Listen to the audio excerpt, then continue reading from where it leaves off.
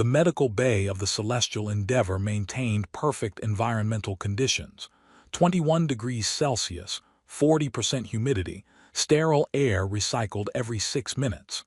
Dr. Vena Kale appreciated precision, which was why she'd spent 17 years becoming one of the Concordance's most respected diagnostic physicians. Her long ears twitched slightly as she reviewed the day's schedule on her data tablet. Quarterly deep space adaptation screenings for the human crew members. Routine work, but necessary. Humans were still relative newcomers to deep space exploration, their biology not yet fully cataloged under the extreme conditions found in unexplored regions. Dr. Kale, the intercom chimed. Dr. Chen is here for his screening. Send him in. James Chen entered with the easy smile that seemed to be standard human equipment. Vena had learned that humans smiled for reasons ranging from genuine happiness to social obligation to nervous deflection, which made the expression somewhat useless as a diagnostic indicator. "Morning, Doc," James said, hopping onto the examination table with practiced familiarity. "How's the most precise physician in the galaxy?" "Functional," Vena replied, which was accurate if not particularly friendly. She began attaching diagnostic sensors to James's temples, wrists, and chest. "Any unusual symptoms since your last screening 3 months ago?" Define unusual for humans living 800 light-years from Earth, while studying a stellar nursery that's doing quantum things I barely understand. Vena's ears tilted forward, mild amusement. "Point taken. Any symptoms that concern you personally?" "Actually, I've been feeling great, better than I have in years. More energy, sharper focus. Sleeping better despite being surrounded by the infinite void of space." He paused. "Though I have noticed something weird. Sometimes I feel like I can sense the ship systems, like I know when the fusion core is about to pulse." Vena made a note on her tablet but didn't comment. Human intuition was poorly understood by most species, who didn't possess the same pattern recognition capabilities. "I'm going to run a full diagnostic scan. It will take approximately 20 minutes. Please remain still." She activated the scanner array, and holographic displays materialized around the examination table, showing real-time data from James's biological systems. Neural activity, cardiovascular function, cellular metabolism, genetic expression, hundreds of data streams flowing in precise columns of numbers and visualizations. The first anomaly appeared 30 seconds into the scan. Vena's ears went flat against her skull, confusion. She checked the calibration on her instruments, confirmed they were functioning within normal parameters, and ran the scan again. The second reading matched the first, but the numbers had shifted. Not randomly, they'd changed in coordinated patterns. "Something wrong?" James asked. "Quiet, please, I'm recalibrating." But she wasn't, not really. She was staring at cellular plasticity readings that shouldn't be possible in an adult organism. Human cells, like those of most species, differentiated during development and then stabilized. Skin cells remained skin cells, neurons remained neurons. James's cells were shifting. Not chaotically. There was clear organization to the changes. But his cellular structures were exhibiting plasticity levels she'd only seen in stem cells or during developmental stages. She ran a third scan, this time using every diagnostic tool available. Neural mapping, metabolic analysis, genetic sequencing, quantum-level cellular observation. The data that populated her screens made her question whether her equipment had been damaged by the exotic radiation they'd been studying. "Dr. Kale, you're making me nervous." Vena forced her ears back to neutral position. "Your readings are atypical. I need to run some additional tests." "Atypical bad or atypical interesting?" "Undetermined." She pulled up his neural scans and felt her 3 hearts accelerate, a Saltherian stress response. James's brain was forming new neural pathways in real time. Not the subtle reorganization that came from learning new skills, but dramatic structural changes that suggested his brain was literally rebuilding itself. Dr. Chen, I need you to be completely honest with me. Have you been exposed to any unusual substances, experimental medications, unknown cosmic radiation beyond normal ship exposure? Not that I know of, unless you count the Prometheus protocol 3 years ago, but that program was shut down before they analyzed the results. Vena's ears shot forward, intense interest. You participated in the Prometheus protocol. Yeah.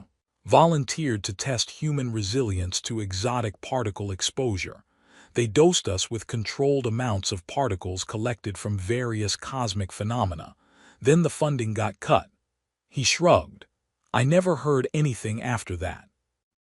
Vena was already accessing research databases, pulling up files on the Prometheus protocol. What she found made her ears flatten again, alarm this time. The protocol had been discontinued not because it failed, but because initial data suggested it worked too well. The exposed humans had begun showing biological changes that researchers couldn't predict or control. The program was shut down, the volunteers were cleared as healthy, and the data was classified pending further review. That review had never happened. Budget cuts and bureaucratic delays had buried the research, but James had been exposed. And now, 3 years later, deep in space and surrounded by exotic radiation from the stellar nursery, those dormant changes were activating. Dr. Chen, I need you to remain calm. You are not in immediate danger, but you are experiencing significant biological transformation. Vena pulled up a holographic display showing his cellular structure.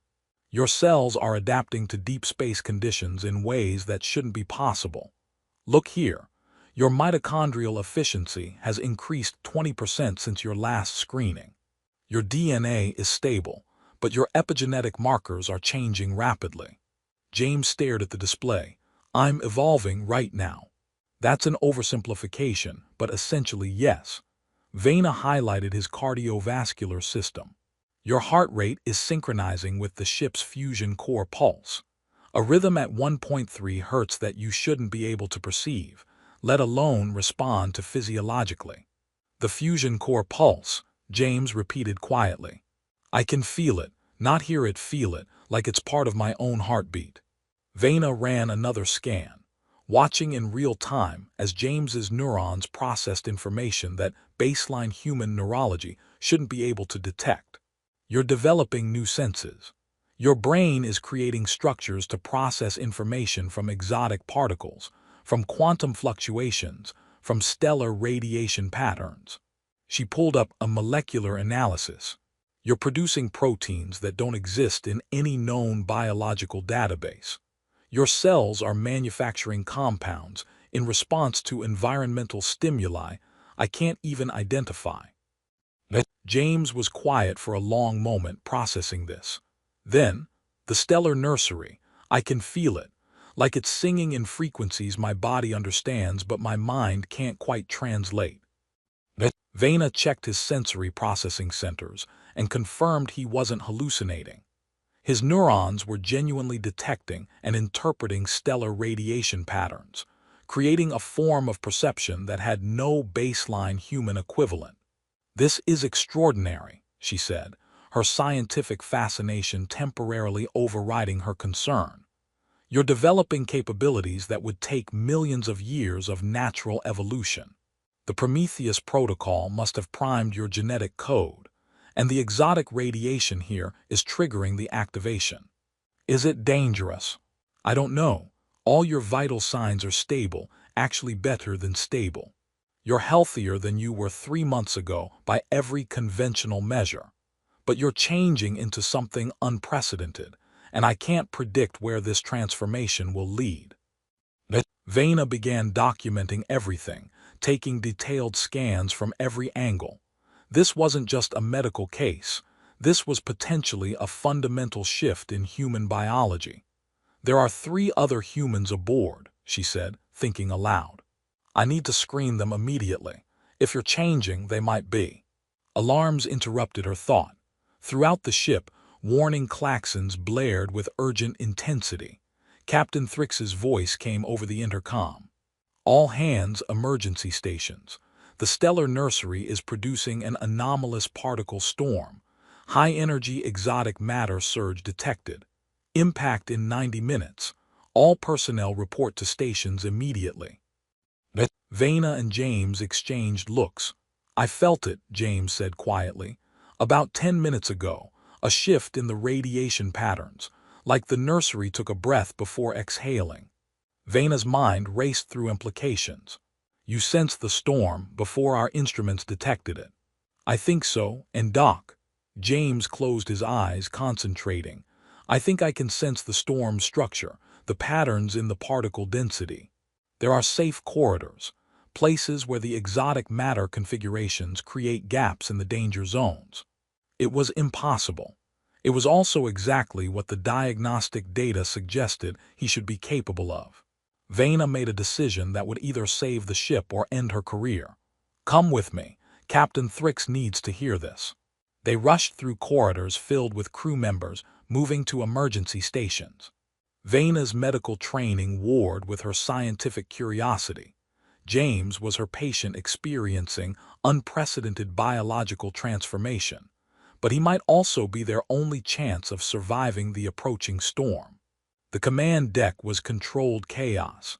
Captain Thrix, her 4 arms moving across multiple control surfaces simultaneously, was coordinating with navigation and science teams.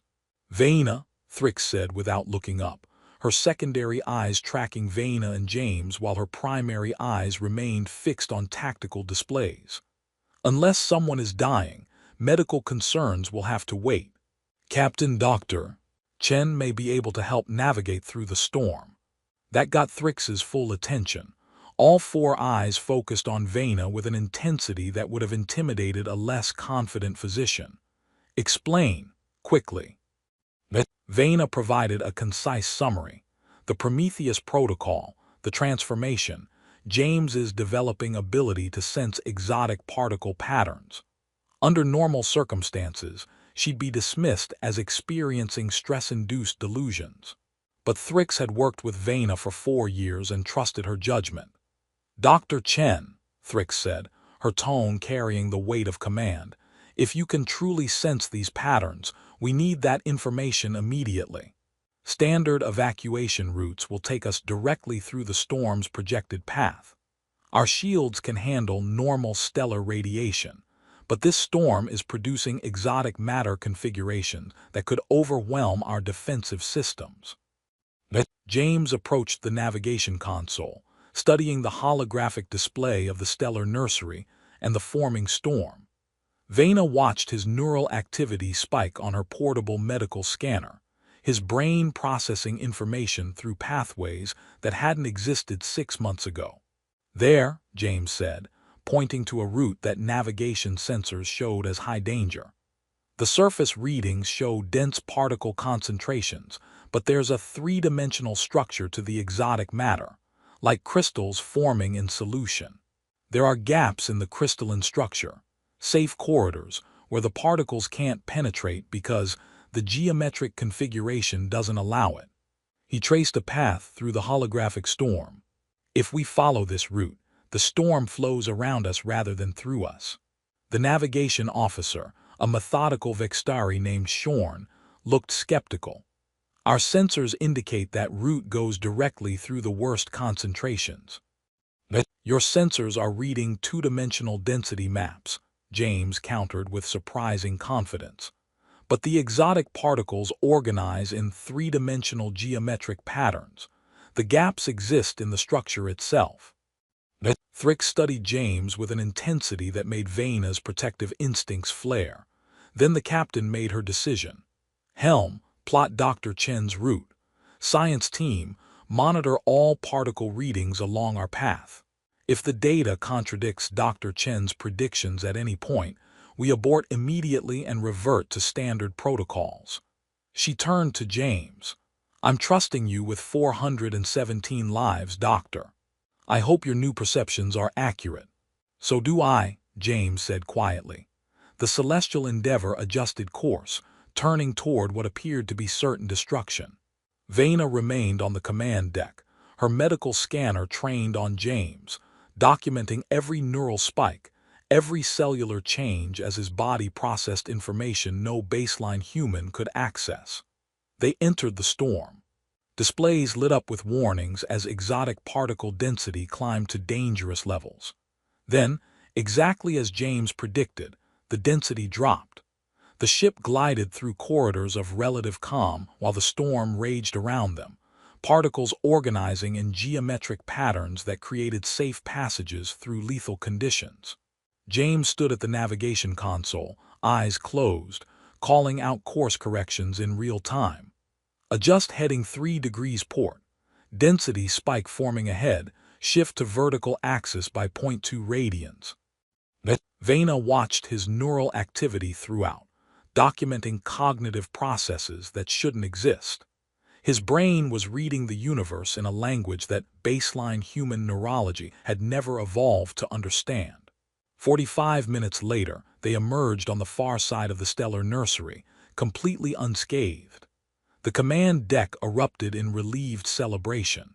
Thrix approached James, all 4 arms extended in the Kryn gesture of profound respect. "Dr. Chen, you saved this ship and everyone aboard. Whatever is happening to you, thank you." James opened his eyes, and Vena noticed they were glowing faintly with bioluminescence that definitely hadn't been there before. "I could feel the patterns," he said, sounding amazed and slightly frightened. "They were so obvious. Is that not normal?" "No," Vena said gently.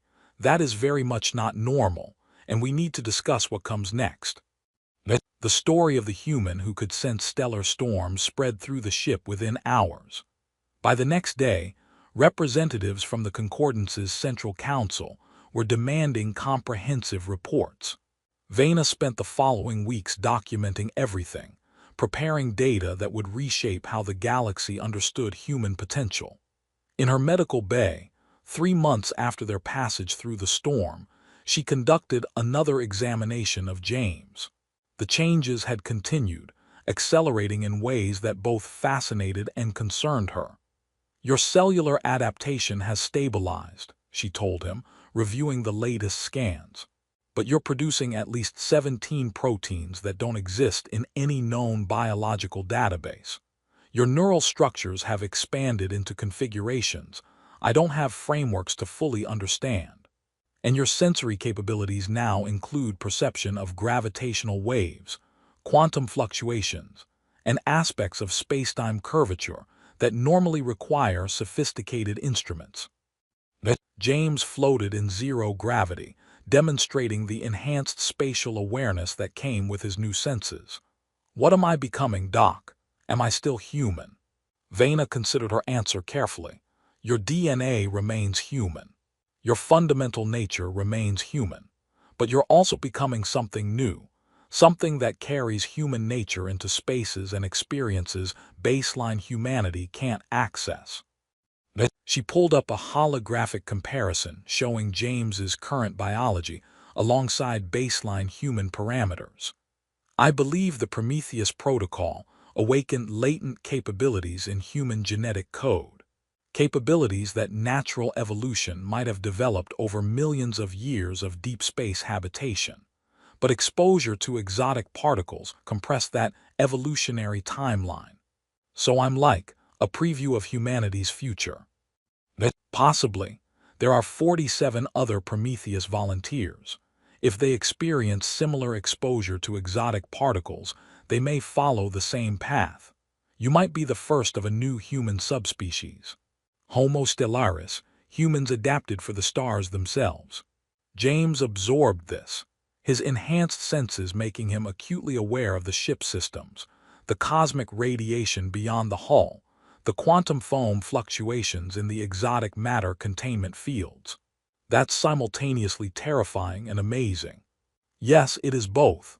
Vena saved her data and turned to face him directly, and it's going to change everything. The galaxy has watched humanity expand into space with mixed reactions. You're aggressive, expansionist, unpredictable. But what you represent is something else entirely. You're proof that humans can adapt to the cosmos itself, evolving to thrive in environments that would kill most species. She paused, ears tilting in concern. That will inspire some and terrify others.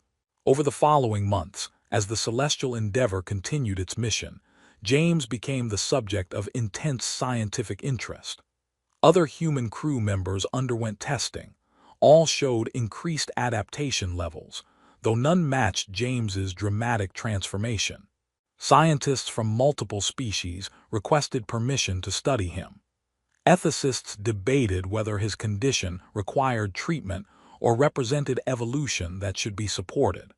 James himself struggled with his changing nature, but Vena guided him through the process. They discovered he could sense gravitational waves from binary star systems thousands of light-years away, detect quantum entanglement at scales that violated uncertainty principles, and perceive aspects of higher-dimensional space that theoretical physics suggested, but no one had ever directly observed. He was becoming a living scientific instrument, a human adapted to read the universe in ways no other species could match. 6 months after the stellar storm, Vena presented her findings to the Concordance's Central Council via long-range transmission. She stood before holographic representatives of 17 species and delivered the presentation that would define the rest of her career. What we're witnessing is not mutation or disease. It's directed evolution, human biology responding to environmental pressures with unprecedented efficiency. Dr. Chen represents what humans may become as they venture deeper into space, into regions filled with exotic phenomena that don't exist near planetary surfaces. He is Homo stellaris, the first confirmed example of a human adapted not just to survive in deep space, but to thrive there, to sense and interact with cosmic phenomena in ways baseline biology never could. This fundamentally changes our understanding of human potential. What makes this particularly significant is that the transformation is not random. It's purposeful, responding to specific environmental challenges with specific adaptations. Dr. Chen's cells didn't mutate chaotically. They reorganized with precision, developing exactly the capabilities needed to process the information his environment was providing. The implications are profound.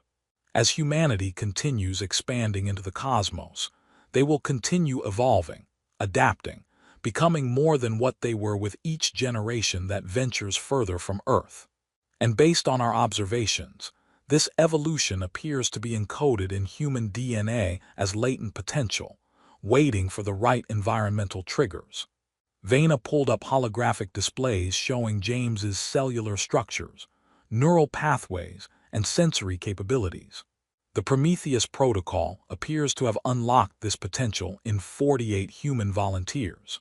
Dr. Chen is the first we've confirmed to have encountered the environmental conditions necessary for full activation, but the others remain capable of similar transformation. We must ask ourselves, what does this mean by treating them as allies rather than enemies? Vena countered.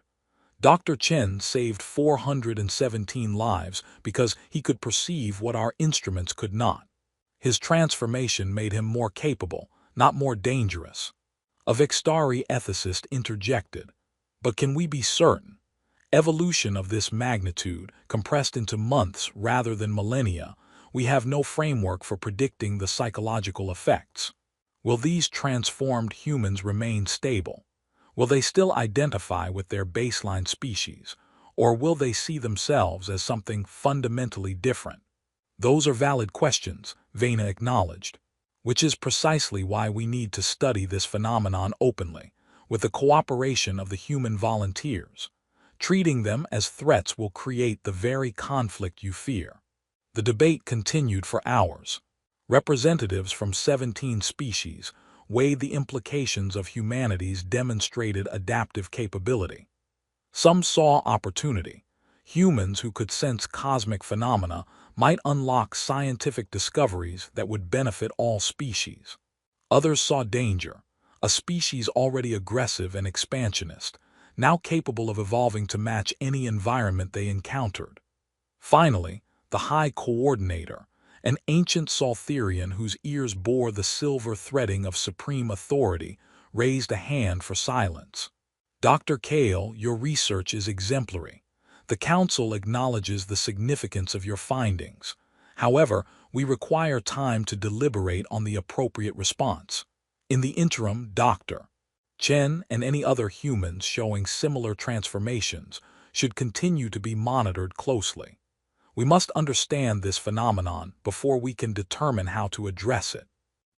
The transmission ended, leaving Vena alone in the Celestial Endeavor's communication center. She'd expected that response. Bureaucracies moved slowly, especially when confronted with unprecedented situations. She returned to her medical bay to find James floating in zero gravity, surrounded by holographic displays showing quantum field fluctuations that he was somehow perceiving directly. How did it go? He asked without opening his eyes. As expected, debate, concern, caution. They need time to process what you represent. Vena studied the displays, seeing patterns in the quantum data that her instruments barely captured. What are you seeing? It's hard to explain. The quantum foam, the constant creation and annihilation of virtual particles, it's not random. There are patterns in the chaos like music or poetry. The universe is speaking in mathematics, and somehow I can hear it now. Vena's ears tilted forward with fascination. Can you predict anything from these patterns? Maybe. There's a correlation between the quantum fluctuations here and the stellar nursery's behavior. I think. James opened his eyes, which now glowed with a steady bioluminescence. I think the nursery is about to spawn a new star system. Within the next 72 hours. Vena immediately pulled up the science team's long-range predictions. According to their models, star formation in that region wasn't expected for another 2 to 3 months. I'm forwarding your prediction to the science team, she said, making the notation. If you're correct, it will provide strong evidence that your perceptions are genuinely accessing information beyond our instrument's capabilities. 68 hours later, the stellar nursery erupted with stellar formation activity. A new protostar ignited exactly where and when James had predicted, surrounded by the swirling accretion disk that would eventually form planets. The science team was stunned. Their instruments had detected no precursor signs, no indication that formation was imminent. Yet James had sensed it through quantum patterns they couldn't perceive. The data was forwarded to the Concordance Council with a simple notation from Vena. Human adaptive capabilities now include accurate prediction of stellar phenomena. Recommend immediate reevaluation of threat versus opportunity assessment. 3 months later, Vena received authorization to contact the other Prometheus Protocol volunteers. Of the 47 others, 12 had ventured into deep space on various missions. She sent them standardized medical questionnaires, looking for signs of similar transformation. 4 responded with symptoms matching James's early adaptations: enhanced spatial awareness, unusual sensitivity to ship systems, improved physical and cognitive performance. None had progressed as far as James. They hadn't encountered the same intensity of exotic particle exposure, but the potential was clearly there. Vena proposed a controlled study. Bring the volunteers to the Celestial Endeavor, expose them to the stellar nursery's exotic radiation in measured doses, and document their transformations under carefully monitored conditions. The proposal ignited another firestorm of debate. Some saw it as reckless experimentation. Others viewed it as the responsible approach to understanding and managing an inevitable transformation. Humans themselves were divided, some volunteers eager to explore their potential, others frightened of losing their humanity. In the end, 6 volunteers agreed to participate. They arrived aboard the Celestial Endeavor over the following months, each bringing their own hopes and fears about what they might become. Vena documented everything. She watched as humans adapted to deep space with a speed and efficiency that defied conventional biology. She observed personality changes, not the psychological instability some feared, but a deepening of focus, an expansion of perspective that came from perceiving the universe in ways their baseline neurology never allowed. She also observed that the transformation was irreversible. Once triggered, the adaptive cascade continued until it reached a stable state that was functionally different from baseline humanity. Homo stellaris wasn't a temporary condition, it was an evolutionary divergence. 1 year after James's initial transformation, Vena published her comprehensive research in the Concordance's Journal of Xenobiology. The paper was titled, "Observed Rapid Adaptation in Human Deep Space Personnel: Evidence for Latent Evolutionary Potential." It became the most downloaded scientific paper in Concordance history. The galaxy's reaction was everything Vena had predicted: fascination, fear, and furious debate. Some species began limiting human access to regions of space with high exotic particle concentrations, fearing uncontrolled human evolution.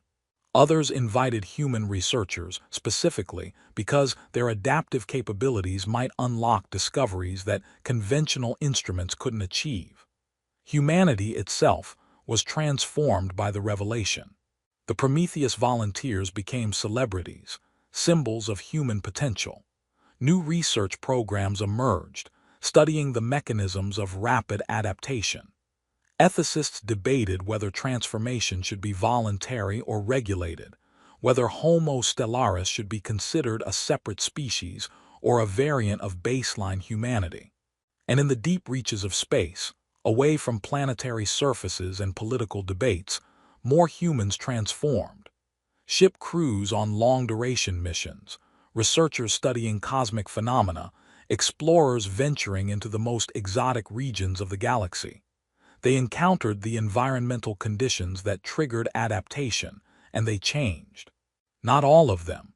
The Prometheus protocol exposure appeared to be necessary for the full transformation, but enough changed that within 5 years, there were estimated to be over 200 Homo stellaris individuals scattered across explored space. They formed a loose network, communicating through channels that sometimes transcended conventional technology. Some reported being able to sense each other across vast distances, a form of quantum entanglement that Vena's instruments could barely detect but couldn't explain. James himself became an advocate for understanding rather than fear. He traveled between research stations, demonstrating his capabilities, helping scientists develop new instruments based on principles his enhanced senses could perceive. He worked with ethicists to establish guidelines for voluntary transformation, ensuring that humans who ventured into deep space understood the changes they might undergo. Vena accompanied him on many of these missions, continuing her documentation, refining her understanding of the transformation process. She published 17 more papers over the following years, each one expanding the scientific framework for understanding human adaptive evolution. 5 years after their passage through the stellar storm, Vena and James stood together in an observation deck aboard a new research vessel, watching a binary star system spiral through its eternal dance. "Do you regret it?" Vena asked. "The transformation, becoming something different from what you were." James was quiet for a long moment, his glowing eyes tracking stellar phenomena that Vena's instruments could barely register. "Sometimes I miss the simplicity of baseline perception. There was a comfort in not being able to sense the quantum chaos underlying reality, in not feeling the gravitational whispers of distant black holes." He turned to face her, and Vena saw in his expression something that transcended species barriers, wisdom earned through transformation. "But I can't regret becoming something that can understand the universe more completely. Can't regret having senses that let me perceive the beauty in quantum fluctuations, the poetry in stellar formation, the mathematics underlying everything." "You blazed a trail," Vena said. "The humans who follow will do so with more knowledge, more support, because of what you went through. We blazed it together, Doc. Your research gave context to what was happening to me, gave other transforming humans a framework to understand their changes. He smiled. Turns out the birth of Homo stellaris required both human adaptation and alien scientific documentation. A partnership across species, Vena observed. Perhaps that's the real lesson here. Humans transform, yes, but transformation alone isn't enough. You need allies who can help you understand what you're becoming. James nodded. The galaxy feared humans would become unrecognizable, would evolve away from being part of the galactic community. But transformation doesn't mean isolation. If anything, I feel more connected now, to humans, to other species, to the cosmos itself. Vena's ears tilted forward, contentment and scientific satisfaction. That will be the title of my next paper, Transformation and Community, How Homo Stellaris Maintains Social Bonds Across Evolutionary Divergence. Catchy, James said with a grin that was still recognizably human despite his glowing eyes and enhanced biology. They stood together in comfortable silence, watching the stars. A Saltherian physician and a transformed human, partners in documenting one of the most significant evolutionary events the galaxy had ever witnessed.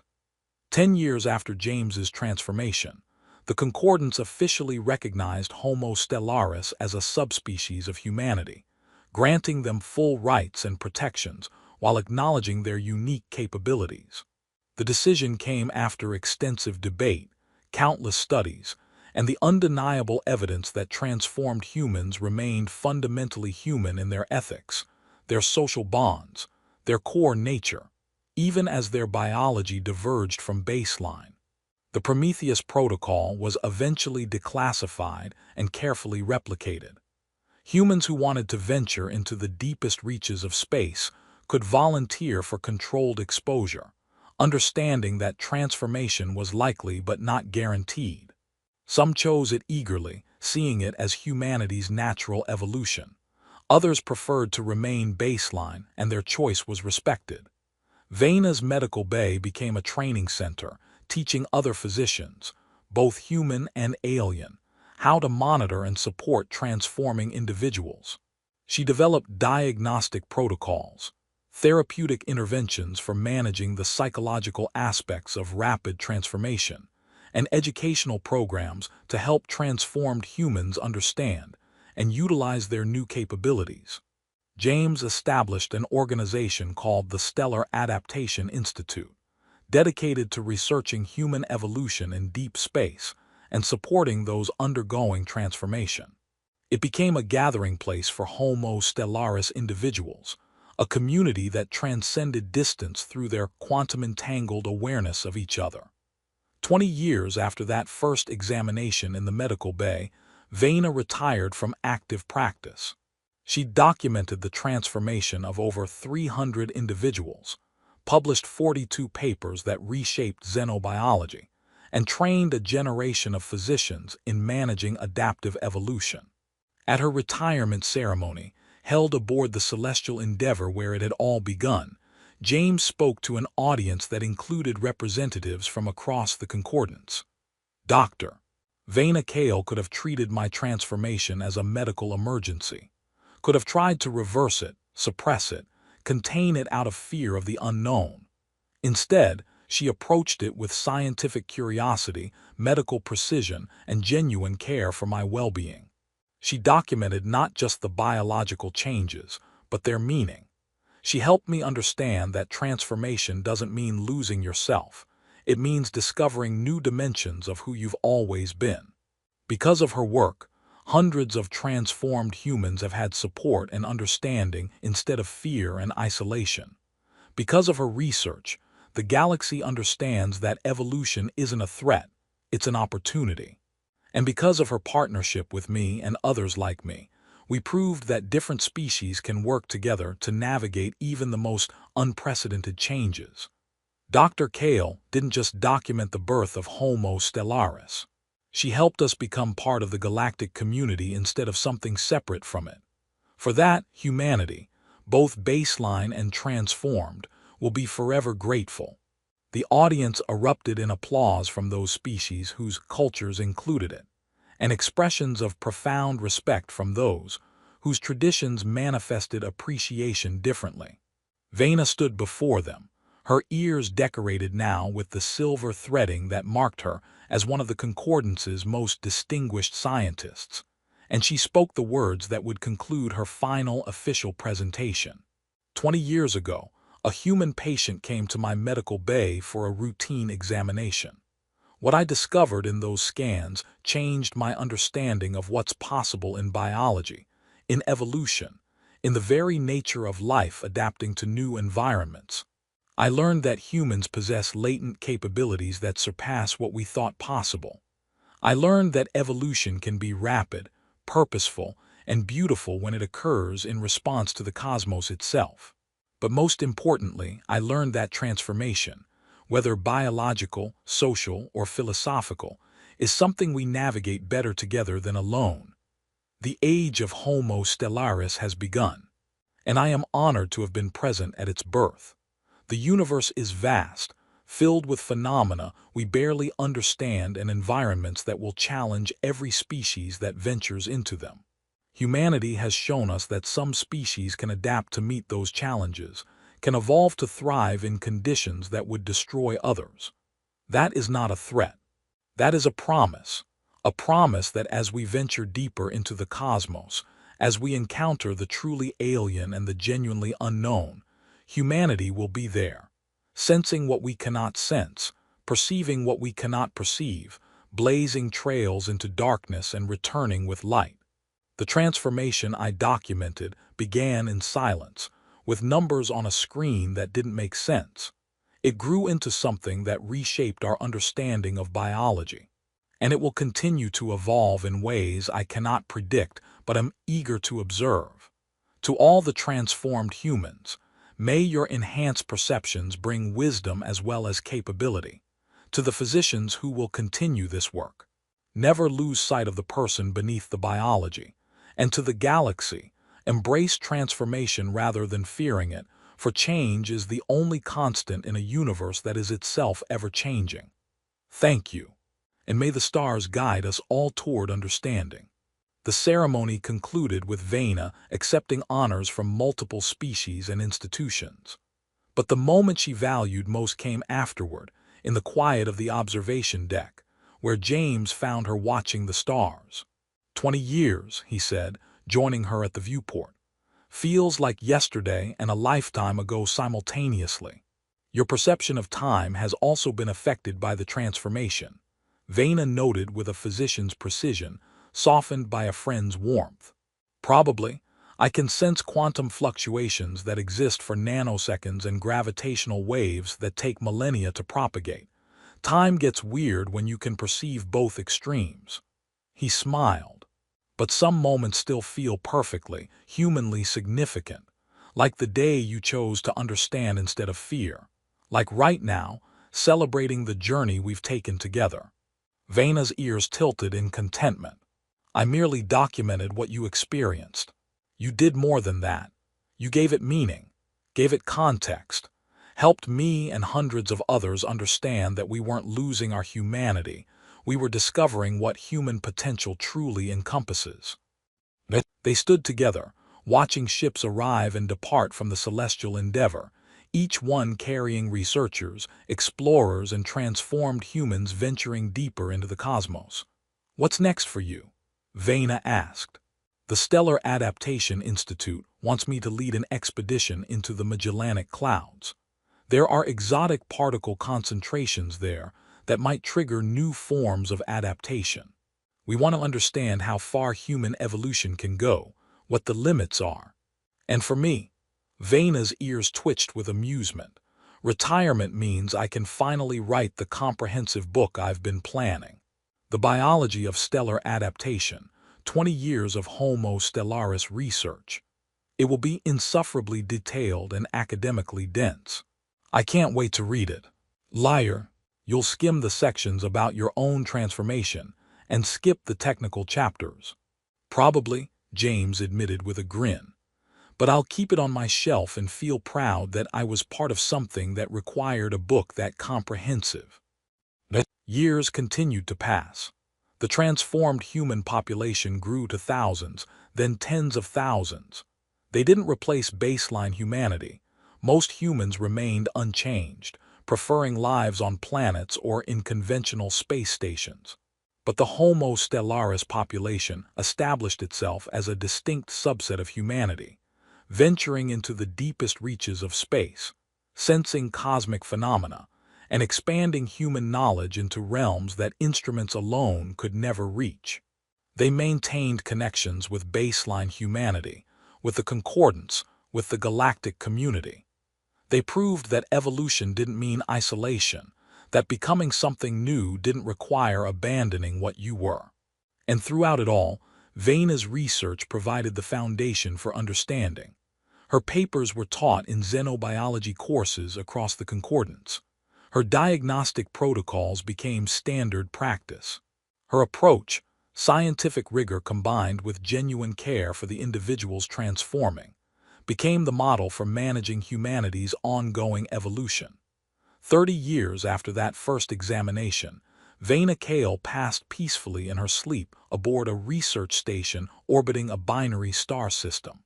She was 147 years old, which was exceptional longevity even for Soltherians.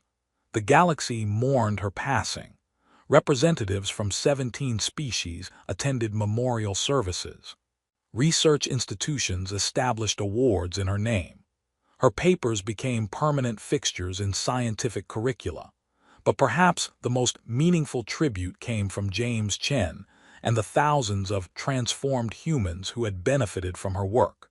They gathered in space, not aboard ships but floating freely in the void, their adapted biology allowing them to survive briefly in vacuum with minimal protection.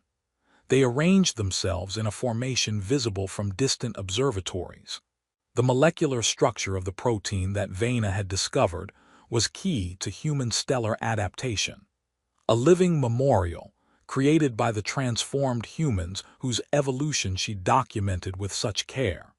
And as they held that formation, they sensed something that their instruments confirmed but that they felt more deeply. A quantum fluctuation in the cosmic background radiation, a pattern that seemed to carry meaning, like the universe itself acknowledging the passing of someone who'd helped one of its species take a major evolutionary step. James, floating at the center of the formation, his body glowing with bioluminescence, his senses perceiving layers of reality that Vena's instruments had helped him understand.